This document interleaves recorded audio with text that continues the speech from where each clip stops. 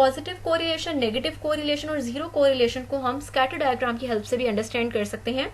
First of all देखते हैं positive correlation. अगर हमारे वेरिएबल्स के दरमियान पॉजिटिव कोरिलेशन एग्जिस्ट कर रहा होगा तो हमारे पास उसके लिए कुछ इस तरह से प्लॉट होगा कि फॉर एग्जांपल ये एक्सेस रिप्रेजेंट कर रहा है एक्स वेरिएबल का डाटा और ये एक्सेस रिप्रेजेंट कर रहा है वाई वेरिएबल का डाटा। अगर हम इनके डाटा को प्लॉट करते हैं तो हमारे पास कुछ इस तरह से पॉइंट्स आते हैं जो कि अपवर्ड डायरेक्शन में हैं। ये अपवर्ड डायरेक्शन ये शो कर रही है कि दोनों वेरिएबल्स के दरमियान लीनियर पॉजिटिव रिलेशनशिप एग्जिस्ट कर रहा है, डायरेक्ट रिलेशनशिप एग्जिस्ट कर रहा है। इस वेरिएबल के बढ़ाने से इस वेरिएबल की वैल्यू भी इंक्रीज कर रही है। यहाँ पर अगर हमने वैल्यू बढ़ाई तो हमारे पास y की भी क्या थी, कोई ना कोई हायर वैल्यू थी। तो ऐसे केस में हम कहेंगे कि यहाँ पर पॉजिटिव कोरिलेशन है तो r की वैल्यू क्या होगी, पॉजिटिव होगी। नेगेटिव कोरिलेशन, अगर हम नेगेटिव कोरिलेशन के लिए अपने दो वेरिएबल्स x और y के दरमियान स्कैटर डायग्राम प्लॉट करते हैं तो हमारे पास जो ग्राफ आता है वो कुछ इस तरह से डाउनवर्ड डायरेक्शन में आता है। इट मीन्स कि जब हमने x की वैल्यू, इस साइड पर x की वैल्यूज इंक्रीज कर रही हैं, इट मीन्स कि जब हम x की वैल्यू हमने स्मॉलर थी तो हमारे पास y की वैल्यू यहाँ ग्रेटर आ रही थी, और जैसे जैसे हम आगे जाते गए x की वैल्यूज डिक्रीज करती गई तो वहां पर x की वैल्यूज इंक्रीज जब करती गई तो वहां y की वैल्यूज क्या हो गई, डिक्रीज।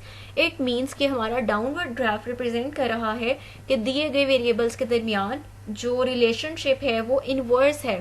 तो ऐसे केस में जो कोरिलेशन होगा वो माइनस साइन के साथ होगा, मीन्स कि इनके दरमियान नेगेटिव या इनवर्स कोरिलेशन है। और अगर थर्ड केस आ जाता है जीरो कोरिलेशन का, अगर हम अपने x और y के डाटा को प्लॉट करें और हमारा ग्राफ ना तो अपवर्ड डायरेक्शन में जा रहा है ना वो डाउनवर्ड डायरेक्शन में जा रहा है, बल्कि कुछ इस तरह के पॉइंट्स हैं जो कि बहुत ज्यादा स्कैटर हुए हुए हैं, तो इसका मतलब है कि हमारे दिए गए वेरिएबल्स के दरमियान लीनियर रिलेशनशिप एग्जिस्ट नहीं कर रहा, ना तो उनका रिलेशनशिप पॉजिटिव है ना नेगेटिव है, बल्कि हम कहते हैं कि इन ऐसे केस में r की वैल्यू जीरो होगी। जीरो वैल्यू मीन्स कि वहां पर कोई कोरिलेशन एग्जिस्ट नहीं कर रहा, दोनों वेरिएबल्स एक दूसरे से कोरिलेटेड नहीं है। Example number 1, the following are the measurements of height and weight of 8 men। यहाँ हमें 8 men के हाइट और वेट का डाटा दिया गया है। We have to calculate the correlation coefficient between height and weight of 8 men। सबसे पहले हम अपने डाटा को इस तरह से राइट करेंगे, यहाँ पर हमारे पास x की सारी वैल्यूज आ जाएंगी, जहां पर हमारे पास y की सारी वैल्यूज आ जाएंगी।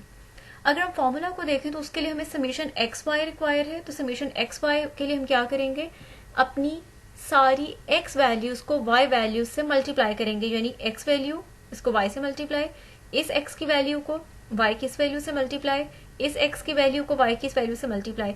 इस तरह हमारे पास x y का कॉलम आ जाएगा। इसके अलावा हमें फॉर्मूले के लिए क्या चाहिए, समीशन एक्स स्क्वायर चाहिए, तो समीशन एक्स स्क्वायर के लिए हम अपनी हर x की वैल्यू का, हर एक x की वैल्यू का स्क्वायर ले लेंगे। दूसरी वैल्यू ये आ गई, उसका स्क्वायर ये आ गया।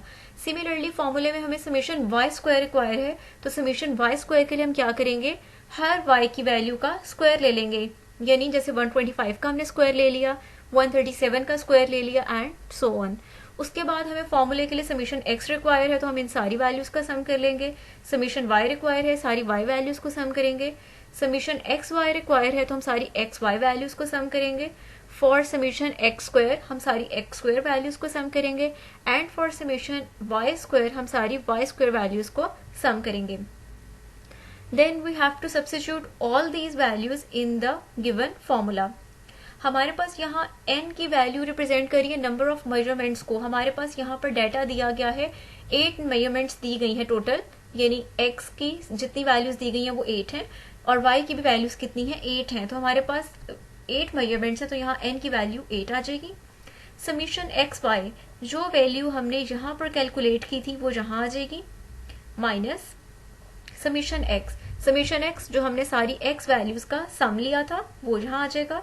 देन समीशन y, जो हमारी सारी ये समीशन y की वैल्यूज का सम था वो आ जाएगा, डिवाइडेड बाय स्क्वायर रूट के अंदर अगेन हमने n की वैल्यू लिखनी है, n नंबर ऑफ मेजरमेंट्स को रिप्रेजेंट कर रहा है, वो हमारे पास 8 आ जाएगा। देन समीशन एक्स स्क्वायर, जितनी एक्स स्क्वायर वैल्यूज का हमने सम लिया था ये हमारे पास वैल्यू यहाँ पर आ जाएगी, minus summation x whole square, जो हमारे पास समीशन एक्स का आंसर आया था हमने इस आंसर का स्क्वायर लेना है। देन अगली ब्रैकेट में हमारे पास क्या आता है, n summation y square, n again represent number of measurements को, तो उसकी वैल्यू 8 आ जाएगी। समीशन y स्क्वायर का मतलब है हमारे पास ये वाली वैल्यू आएगी जो हमने स्क्वायर्ड वैल्यूज का सम लिया था, माइनस हमारे पास आ जाएगा समीशन y होल स्क्वायर।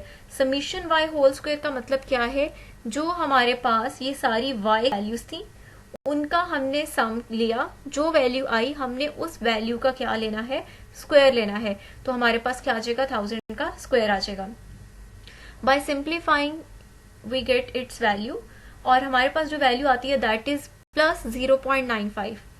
अब हमने आखिर में ये लाजमी बताना है कि ये वैल्यू क्या रिप्रेजेंट कर रही है। तो सबसे पहले देखते हैं कि ये डायरेक्शन के हवाले से, अगर यहाँ पर पॉजिटिव सिंबल है तो इट मीन्स के दिए गए दोनों वेरिएबल्स के दरमियान डायरेक्ट रिलेशनशिप एग्जिस्ट कर रहा है, एक वेरिएबल को बढ़ाएंगे तो दूसरा वेरिएबल भी इंक्रीज करेगा, तो हम कहते हैं कि रिलेशनशिप यहाँ पर पॉजिटिव है।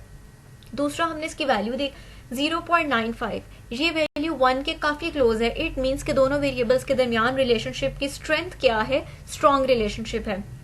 फर्स्ट करें कि ये वैल्यू अगर बहुत छोटी होती, 0 के करीब की कोई वैल्यू होती, तो फिर हमने कहना था रिलेशनशिप क्या है, वीक है, बट इन दिस केस हमारे पास वैल्यू है 0.95, तो हम कहेंगे स्ट्रॉन्ग रिलेशनशिप है। तो हमारी एग्जैक्ट पूरी लाइन बनेगी, there is a strong positive correlation.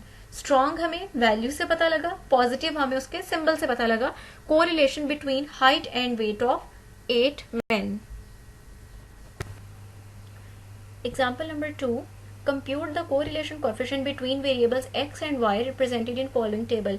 हमें यहाँ दो वेरिएबल्स x और y का डाटा दिया गया है and we have to find the correlation coefficient between these two variables। Same formula which we applied previously, हम इस फॉर्मूले के अकॉर्डिंग समीशन एक्स वाई की वैल्यू फाइंड करेंगे, समीशन एक्स को इवेलुएट करेंगे, समीशन वाई को करेंगे, समीशन एक्स स्क्वायर रिक्वायर है और हमें समीशन वाई स्क्वायर रिक्वायर है। ये सारी वैल्यूज हम इवेलुएट करेंगे और उसके बाद हम इनको इस फॉर्मूले के अंदर सब्स्टिट्यूट करेंगे। After substituting these values and simplifying them, हमारे पास जो आंसर आता है दैट इज -0.92।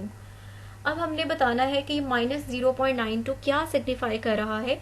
तो सबसे पहले तो हम सिंबल देखेंगे। सिंबल यहाँ पर नेगेटिव है, तो इट मीन्स कि रिलेशनशिप क्या एग्जिस्ट कर रहा है, नेगेटिव रिलेशनशिप, और you can say that inverse relationship exist कर रहा है। दूसरा हमने देखना है कि वैल्यू 1 के क्लोज आ रही है या 0 के क्लोज आ रही है। तो 0.9 value is quite closer to the 1, तो इसका मतलब है 0.9 आने का मतलब है कि इनके दरमियान रिलेशनशिप क्या है, स्ट्रॉन्ग। तो हम स्टेटमेंट क्या देंगे, there is a strong negative correlation between x and y. अगर हमारा आंसर 0.9 की बजाय कोई बहुत छोटी वैल्यू होती जो कि 0 के करीब होती, फॉर एग्जाम्पल अगर 0.3 होता, तो हम कहते हैं कि वीक नेगेटिव कोरिलेशन एग्जिस्ट कर रहा है। So it was all about correlation.